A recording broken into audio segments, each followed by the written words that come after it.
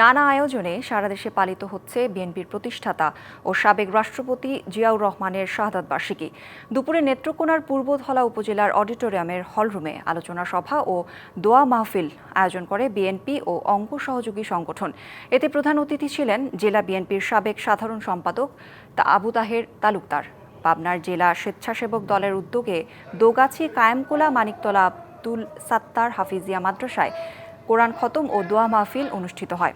গাইবান্ধার কালীবাড়ি মন্দিরে হিন্দু, বৌদ্ধ, খ্রিস্টান কল্যাণ ফ্রন্টের আয়োজনে প্রার্থনা করা হয়। বগুড়ায় জেলা বিএনপি কার্যালয়ের সামনে জিয়াউর রহমানের প্রতিকৃতিতে শ্রদ্ধা ও শিশু হাসপাতালে দরিদ্রদের বিনামূল্যে চিকিৎসা দেওয়া হয়। এছাড়াও খুলনা, যশোর, নাটোর ও পঞ্চগড় সহ বিভিন্ন জেলায় শোকযাত্রা, দোয়া ও আলোচনার আয়োজন করে বিএনপি।